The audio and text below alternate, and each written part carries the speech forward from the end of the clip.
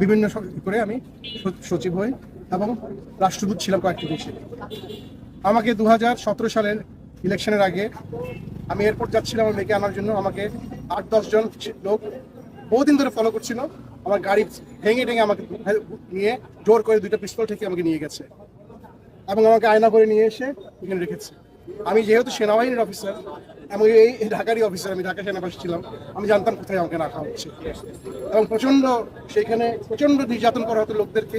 কয়েকজন গুটি কয়েক আমাদের পলিটিক্যাল অফিসার যারা সেনাবাহিনীর বাণিজ্য ডুবিয়ে দিয়েছে ডিজিএফআই থেকে তারা স্বার্থন্বেষী কত যে লোক মেরেছে তারা খোদায় জানে। তারা এবং র্যাব এবং অন্যান্য যারা এখানে আছে, বিচার বহির্ভূত হত্যা, গুম, খুন, ক্রাইম এগেনস্ট হিউম্যানিটি। আমার দোষ কি ছিল? আমি কোনো রাজনীতি করিনি কখনো, আমি কোনো দলও করিনি, আমি সরকারি কর্মকর্তা ছিলাম একজন। আমার দোষ ছিল যে আমি লেখালেখি করতাম। আমার কলমও কি তারা কন্ট্রোল করবে? আমি তো কোনো বিদ্রোহ করতে বলি নাই, কোনো দেশের এগেনস্টে করতে বলি নাই। আমি চেয়েছিলাম ন্যায় বিচার।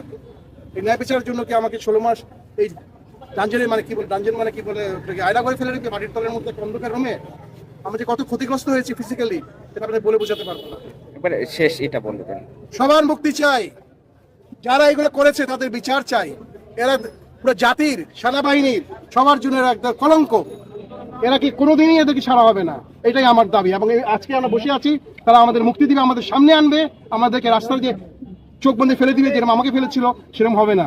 জনতার সামনে তারা মুক্তি দিবে সবাইকে। জনগণ চায় তারা মুক্তি, এরাই হলো আসল মুক্তি সংগ্রামী। আসসালামু আলাইকুম। আমাকে গুম করে রাখা হয় এখানে, জায়গাটা খুবই কাছে। ওখানে এটা জয়েন্ট ইন্টিগ্রেশন সেল বলে, জয়েন্ট ইন্টিগ্রেশন সেল। ওইটাকে ডেভেলপ করে তারা আয়নাঘর বানানো হয়। প্রচুর লোক ওখানে আটকানো আছে, মানবতা জীবনযাপন করতে, কান্নাকাটি করতে, বিশ্রী এক অবস্থা। দীর্ঘদিন ধরে কানে রাতে ঘুমাইতে পারে না, টর্চার নির্যাতন চলতেছে, মুখ বন্ধ। এটা তো একটা স্বাধীন দেশে হইতে পারে না। আমরা কারো করা দিন না, কাউকে উঠে নিয়ে রাখা দেয় না এইভাবে।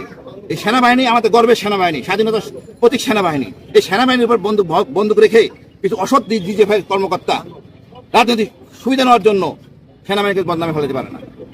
এই লোকদেরকে চিহ্নিত করতে হবে, বিচার আনতে হবে, এবং এদেরকে সবাইকে থাকতে হবে, জবাবদিহির মনে আনতে হবে।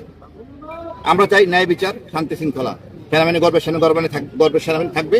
সেনা প্রধানের নিরপেক্ষতার জন্য তার অগ্রণী ভূমিকা থাকা দরকার আছে। তার ভূমিকা হলো এটাই, দেশে কারণ ছাড়া অতি দ্রুত ছেড়ে দিবে, আমাদের কাছে দিবে। ওই রাস্তা নিয়ে ফেলাই দিবে, চোখ বেঁধে, এটা হবে না। এইসব গল্প বন্ধ, 6-9 হবে না। এইখানে আমাদের দিতে হবে, আমরা এখানে যাবো না। আমরাও সেনাবাহিনী অফিসার, অনেক সেনাবাহিনী অফিসার আছে, এর সবাই সেনাবাহিনী সদস্য, এদেশের সন্তান। কিছু অল্প কয়েকজন ডিজিএফআই সদস্যের জন্য আমরা হইতে পারি না। ডিজিএফআই দেশ চালায় না। আর আজকে